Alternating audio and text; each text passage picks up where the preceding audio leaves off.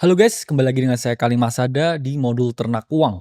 Kita memasuki modul kedua mengenai rich mindset versus poor mindset. Cara pandang orang kaya melawan cara pandang orang biasa. Sebelum video ini dimulai, jadi ini bukan ajakan jual membeli instrumen apapun. Ini adalah video personal finance untuk membantu teman-teman semuanya lebih melek keuangan. Sebelumnya udah saya jelasin mengenai apa itu personal finance dan di sini saya akan menjelaskan ke teman-teman.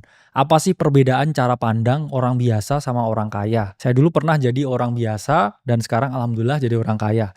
Saya tahu gimana orang biasa mikir karena saya dulu orang biasa dan sekarang saya tahu bagaimana orang kaya mikir karena banyak teman saya ini sekarang orang kaya atau orang yang kita ngomong dalam taraf hidup yang sangat mampu, lebih dari mampu.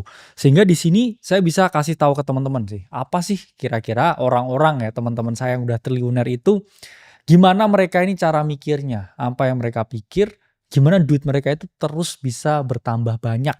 Sedangkan orang biasa duitnya udah nggak tambah banyak, utangnya tambah banyak, terus akhirnya hidupnya tambah menderita. Nah, banyak orang ini yang ingin lari dari yang namanya rat race. Rat race itu apa? Itulah hidup yang hanya hari ke hari. Hidup yang tidak memiliki hari esok. Hidup yang biasanya sangat pas-pasan. Hidup yang terpaksa mereka harus bekerja. Hidup yang mereka tidak bisa menghasilkan atau mendapatkan aset sama sekali. Dan mereka tidak bisa keluar dari rat race-nya. Karena kalau mereka keluar dari rat race-nya, mereka keluar dari pekerjaan, mereka mungkin besok dicari debt collector. Mungkin mereka anaknya besok nggak sekolah. Mungkin istrinya malam ini nggak makan. Sehingga mereka terpaksa untuk bekerja di tempat yang tidak mereka mau, di tempat yang tidak mereka inginkan, tapi harus mereka lakukan. Karena hanya itu satu-satunya cara mereka bertahan hidup. Nah, di sini saya akan ajarkan gimana caranya keluar dari rat race itu. Teman-teman harus pahami kebanyakan orang itu bekerja untuk uang. Tapi sebagian orang itu membiarkan uang bekerja untuk mereka. Atau orang, atau kebanyakan orang lah, ini menukarkan tenaga mereka, waktu hidup mereka, harapan hidup mereka untuk mendapatkan 5 juta setiap bulan. Supaya dia bisa makan bulan itu.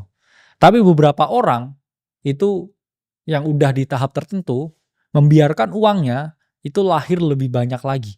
Uangnya jadi lebih banyak lagi.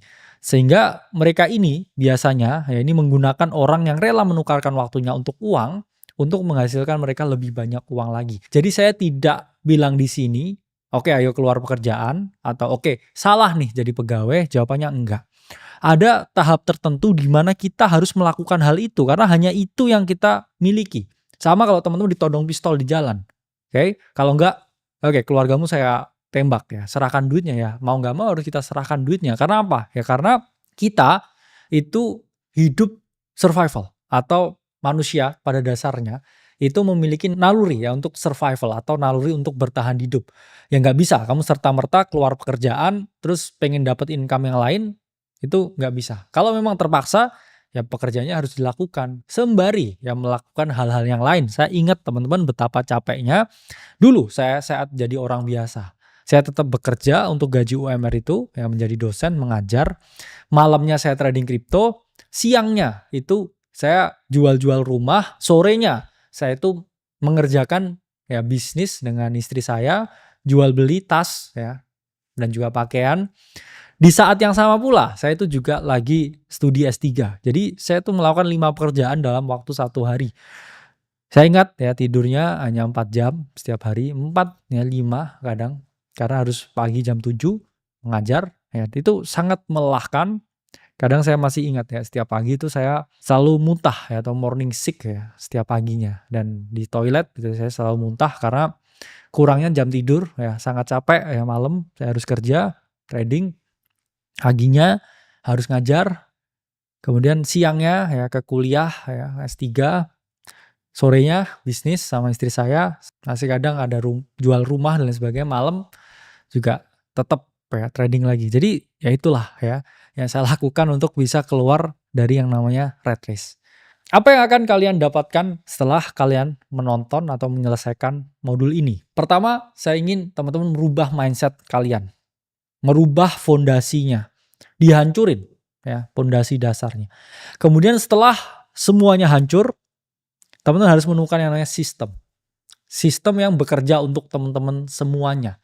Dan terakhir, setelah semua bekerja, teman-teman bisa lihat ke kaca dan merefleksikan diri bahwa I did it, ya, I done it, ya, we done it. Semua itu udah selesai. Mindset saya udah lebih bagus, saya punya sistem.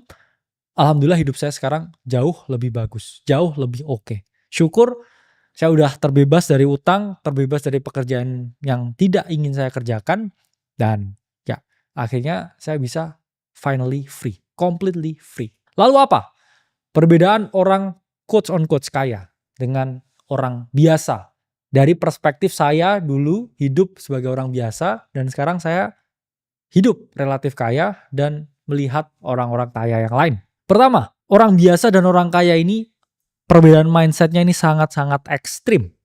Saya nggak menyalahkan ya atau bilang orang miskin bodoh ya, itu sebenarnya suatu hal yang ya harusnya nggak dikatakan. Karena apa? Orang miskin karena bodoh, terus kemudian orang bodoh karena miskin, teman-teman. Jadi itu nggak bisa disalahkan ya. Dari perspektif saya yang dengan uang yang saya dulu pegang dengan sekarang, jadi saya memiliki pemikiran yang sangat berbeda dan berbeda itu ternyata sangat ekstrim.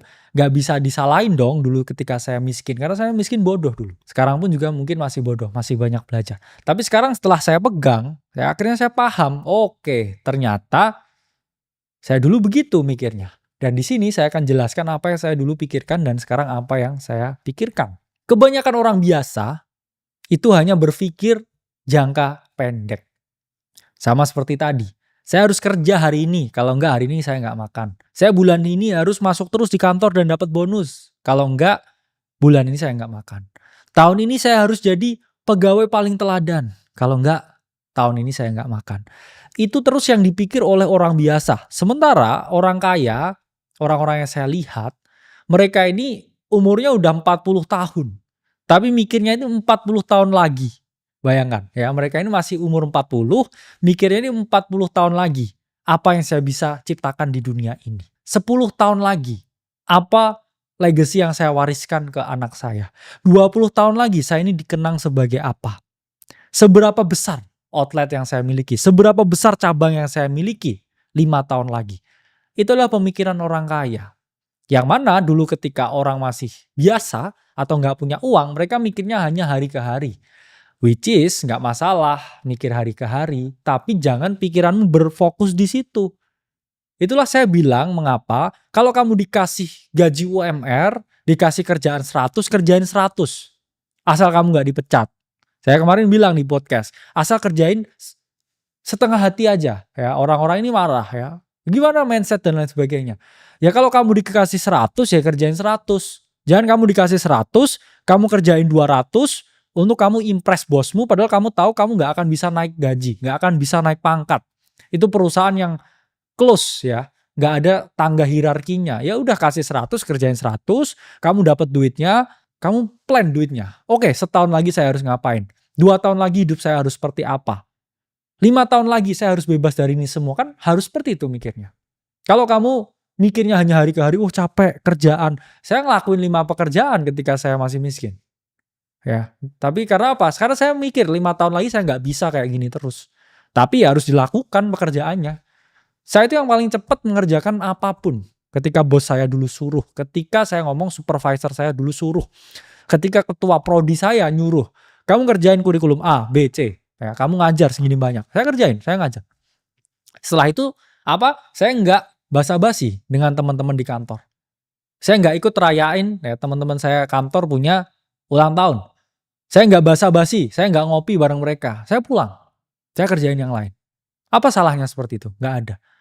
Sehingga saya punya wacana, saya punya mindset bahwa beberapa tahun dengan soft skill yang saya di luar pekerjaan, saya ini bisa jadi orang beneran.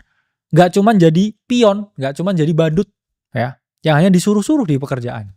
Kamu suruh ini, kamu suruh ini. Sama apa bedanya saya dulu dengan budak? Nggak ada bedanya.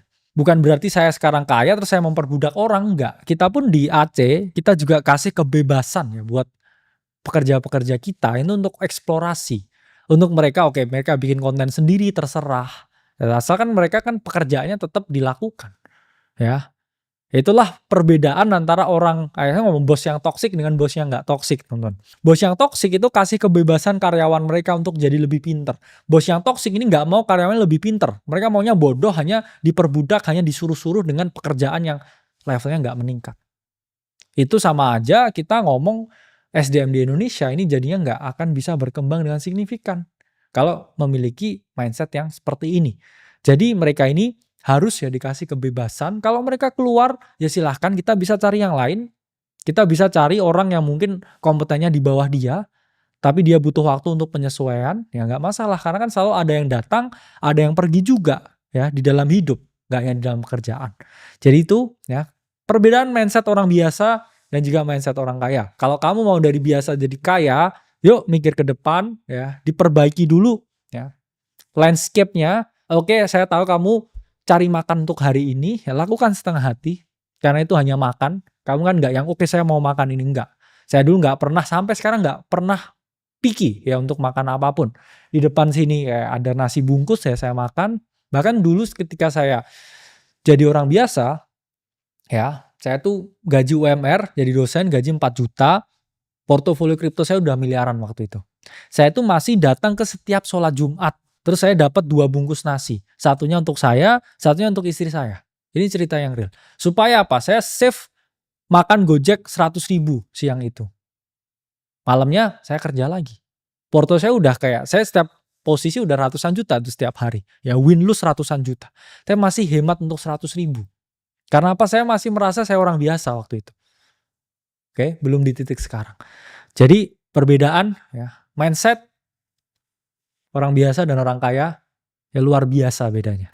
Di sini ada data dari global ya, Gallup mengungkapkan bahwa 46% populasi di dunia ini lebih memilih uang sekarang satu daripada setahun untuk dia jadi double.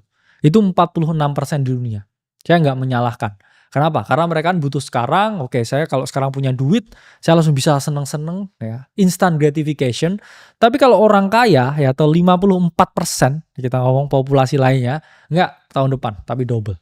Karena apa? Karena mereka nggak butuh uang untuk harian. Karena apa? Harian bisa mereka cover. Nah inilah perbedaannya. Kalau kamu mau menjadi orang yang lebih oke ya ke depannya, selalu punya mindset jangka panjang ya. Jangan mau teman-teman cuman mau dikasih satu. Mending nunggu 1 tahun ya. Oke. Tapi kamu dapat 2 ya. In the meantime ya kamu survive ya. In the meantime harus survive. Ya. Inilah teman-teman yang punya mindset investasi, ya mindset menabung. Ngapain misalkan kamu punya gaji nih sekarang ya dikasih 10 juta. Antara kamu mau investasikan untuk jadi 20 juta tahun depan atau misalkan pengen kamu buat staycation nih di sini ya sama cewek gitu. Ya, yang bukan istrinya pula ya. Mau kamu apain duitnya? Apakah mau kamu 10 juta ini kamu habiskan sekarang atau 10 juta ini udahlah ya, saya tabung ke aset finansial, saya pengen double tahun depan. Karena jarang sekali orang yang punya mindset itu bener ya saya ngomongnya. Mindsetnya ini tentang kepuasan, ya, kenikmatan sesaat untuk hari ini aja. Jangan punya mindset seperti itu ya, punya mindset terus ke depan.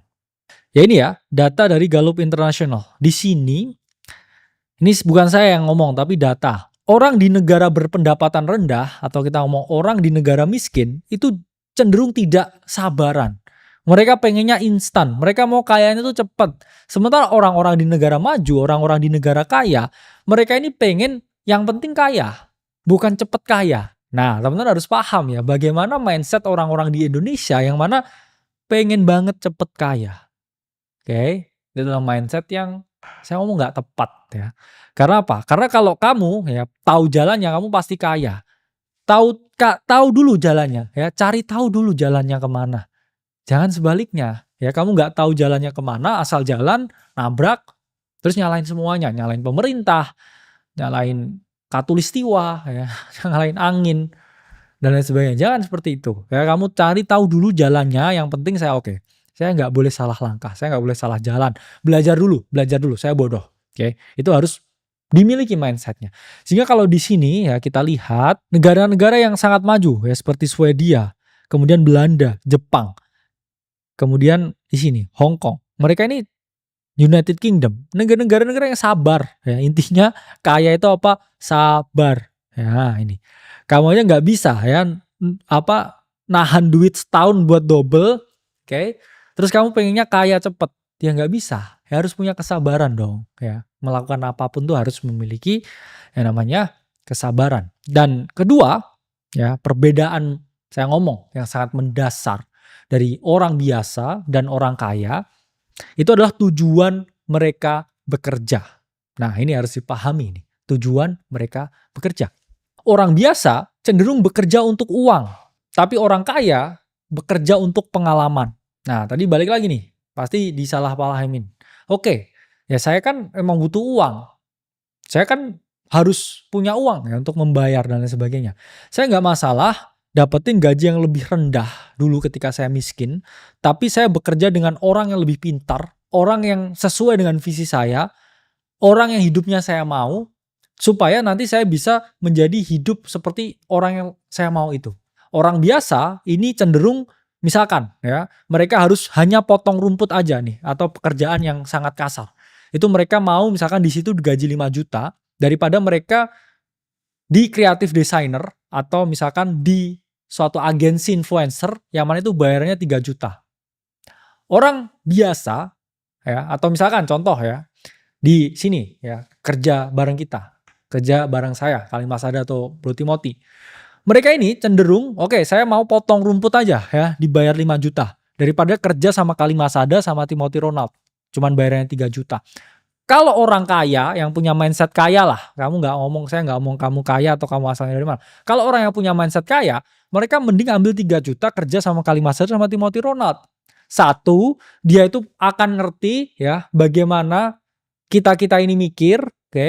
Dua, kalian akan dapat bocoran gimana orang seperti kita itu bekerja. Tiga, kamu pasti akan jauh lebih jago tentang bisnis dan lain sebagainya karena kamu bisa lihat kita. Empat, kamu bisa dapetin koneksi yang kita dapetin. Dan 5, kamu ada chance untuk merubah hidupmu. Daripada kamu cuman mau potong-potong rumput dapat duit 5 juta. Nah, itu contoh. Contoh juga ya misalkan ya di skenario yang lain, kamu bisa nih ya bekerja di tempat yang saya ngomong lah di pabrik ya, sangat monoton. Oke. Pekerjaannya hanya memotong-motong ya atau kayak repackaging ya barang, hanya repackage sesuatu yang bisa dikerjain robot. Ya, itu misalkan kamu di sana yang gede ya 10 juta atau di luar jadi TKI, jadi babu di sana. Mengerjakan ya tangan gini, gajinya 15 juta. Atau di skenario yang lain kamu bisa di kreatif agensi, gajinya 5 juta. Kamu mungkin ya dengan thinking orang biasa, oke, saya 10 juta ya, saya jadi budak ya. Hanya kayak ngepak-ngepak. Tapi kamu nggak memilih misalkan 5 jutanya ini ya. Padahal 5 jutanya itu kalau kamu kerja ya di suatu agensi, ada chance kamu ketemu artis, 2 networking lebih bagus, 3 kamu kayak tahu ya dunia lebih luas, 4 kenalanmu tambah banyak. Yang mana kamu bisa jiplak, oke, agensi ini cara kerjanya seperti ini. Oke. Saya jadi karyawan terbaik bos saya ya misalkan ya 2 tahun baru setelah itu kamu bisa punya pekerjaan yang sama sendiri. Apakah itu oke, ini nggak etis nih ya karyawan saya keluar dan sebagainya. Itu kan hak kamu sendiri, hak dia juga mau keluar. Jadi kamu harus paham ya, jangan bekerja untuk uang. Tapi bekerja untuk pengalaman, ya harus bekerja untuk pengalaman. Bahkan saya pun ya sekarang kalau tiba-tiba dipanggil ya sama Ray Dalio ya untuk di sana, untuk kerja sama dia ya dengan bayar yang kecil ya atau malah nggak dibayar lah, saya mau. Karena apa? Ya karena saya akan jauh lebih pintar ketika saya belajar dengan Ray Dalio langsung. Akan jauh lebih luas ya network yang saya miliki dengan Ray Dalio daripada yang saya miliki di sini. Ya setengah mati pun juga saya cari nggak akan dapat ya network yang sama dengan Ray Dalio. Itulah mengapa orang kaya selalu bekerja untuk pengalaman bukan untuk uang. Famous quotes ya by Robert Kiyosaki. Most people chase paychecks but the rich chase knowledge. Orang kaya itu selalu cari knowledge. Ya, orang miskin atau orang biasa hanya cari cash, duit ke hari ke hari. Harus dipahami perbedaan mindset yang mendasar. Jenis barang yang dibeli oleh orang kaya dan orang biasa ini cenderung berbeda. Orang kaya itu selalu beli aset, ya teman-teman. Kita nggak ngomong cuman kripto aja, saham juga, obligasi, reksadana, ya semua itu adalah berbagai jenis aset. Tapi orang biasa kalau punya duit dikit, mereka mau beli baju mewah ya, beli jam tangan bling-bling dan lain sebagainya supaya dia dipersif kaya oleh orang lain padahal dia enggak, dia orang biasa aja. Itu adalah mindset yang salah. Orang kaya itu selalu membeli aset, sesuatu yang naik nilainya dan kasih duit ke kantongnya. Orang miskin itu membeli sesuatu untuk terlihat kaya padahal dia tidak kaya. Ya, itu perbedaan yang sangat amat mendasar. Itulah mengapa kita sangat kesel nih dengan orang yang punya duit dikit, ya punya Brio langsung dimodif ya. Pintunya bisa dinaikin. Oke. Terus kemudian dikasih knalpot. Mobilmu jelek, ya. Itu adalah tamparan kita supaya nanti apa? Kamu ini bisa beli Mercedes-Benz ya. Tabung dulu duitnya jangan dibuang. Ya, nanti bilang ya, tapi Bang, ya kan? Ini kan apresiasi orang beda-beda. Iya, apresiasimu beda tapi jelek gitu kan.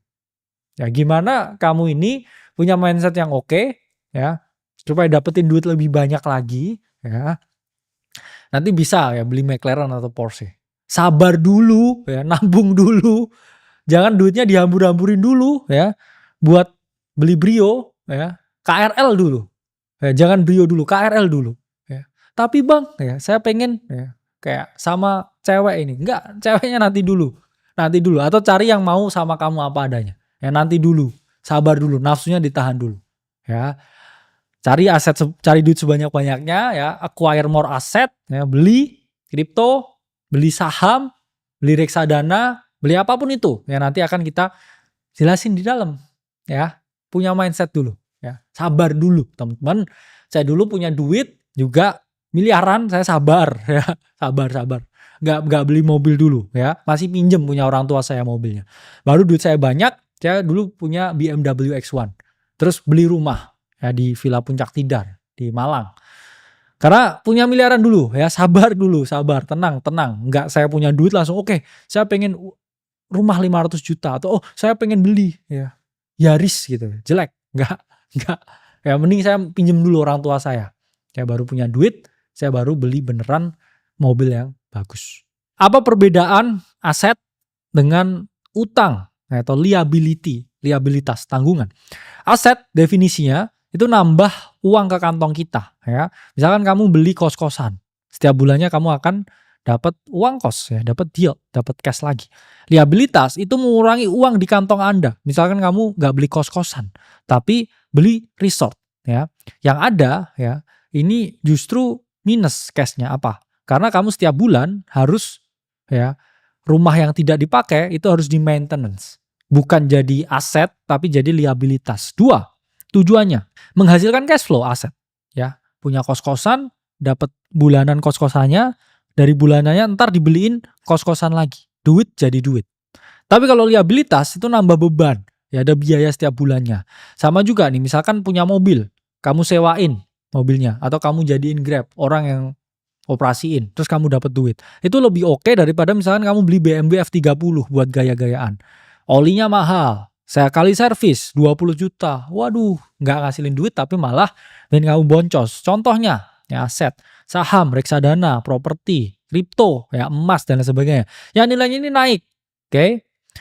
Dan kemudian yang konsumtif itu cicilan kendaraan, beli F30 terus ngebut di pik. Boom gitu. Rasanya keren. Ya, punya kartu kredit, punya utang konsumtif, ya, gaya hidup berlebihan, itu liabilitas ya, coret. Oke. Arus kasnya ya, dapat passive income, ya dapat duit. Liabilitas jadi bunga, jadi beban. Ya bunganya naik terus, nggak bisa bayar. Oke.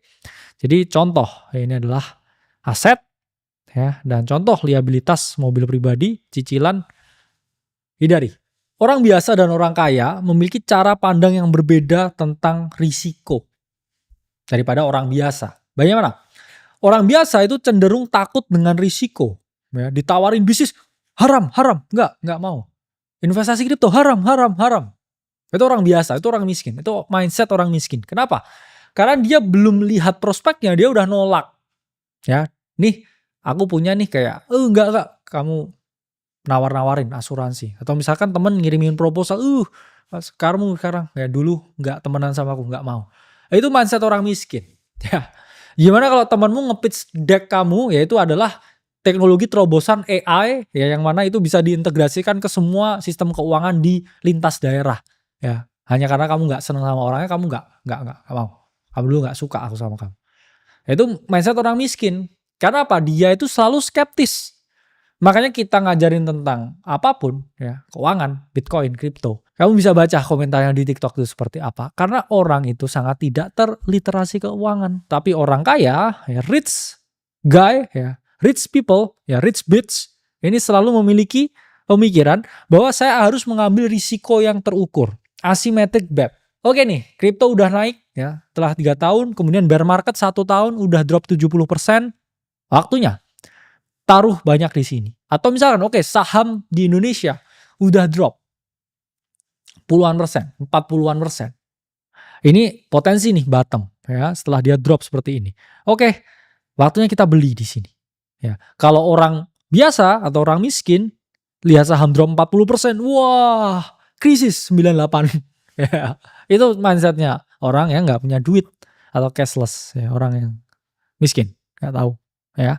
Jadi orang kaya itu selalu mengambil risiko terukur, orang miskin itu nggak mau mengambil risiko.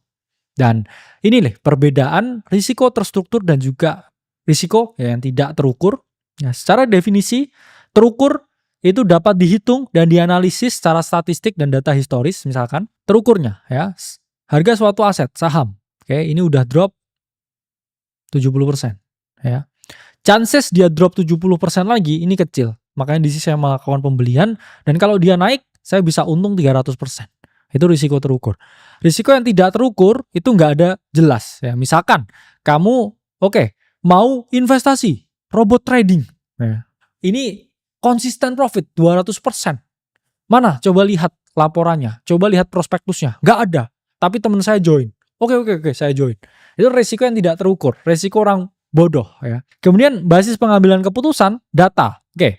Apa datanya? Siklus halving. Oke. Siklus utang. Oke. Kondisi ekonomi di Indonesia. Oke, ya. Terus kayak tidak terukur. Ini asumsi saya ya. Feng shui saya, neton saya. Ya, atau dari dukun gitu kan. Dari dukun terus ini kayaknya bagus nih feeling saya ya. Investasi batu akik gitu. Nah, ini coret ya. Ciri utama, risiko terukur tuh bisa dikendalikan. Ya, kita mau input berapa buat dapetin output yang tepat. Tapi kalau risiko yang nggak terukur bersifat unknown, nggak bisa dikontrol, nggak diketahui ya entitasnya ini nggak bisa kita lihat. Dan contoh perilakunya ya terukur, beli aset, diversifikasi portofolio, risiko yang nggak terukur, FOMO. Ya, lihat apa-apa, beli. Temennya ikut robot trading, ikut robot. Nah, ini hal yang nggak bisa teman-teman lakukan. Dan kemudian cara pandang terhadap keadaan antara orang kaya dan orang biasa itu sangat berbeda. Orang biasa cenderung terjebak di situasi.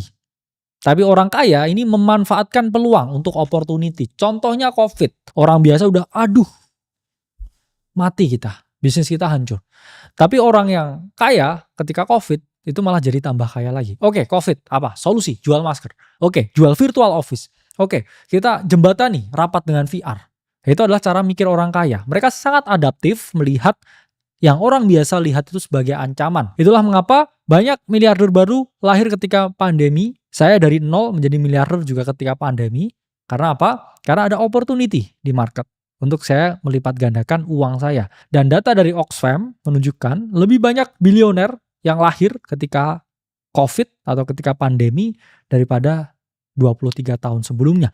Jadi krisis selalu memberikan opportunity bagi mereka yang mau melihat dan mau mereka yang berpikir dengan benar. Itu adalah perbedaan mindset orang kaya dan orang biasa yang harus teman-teman ketahui. Sampai jumpa di modul selanjutnya.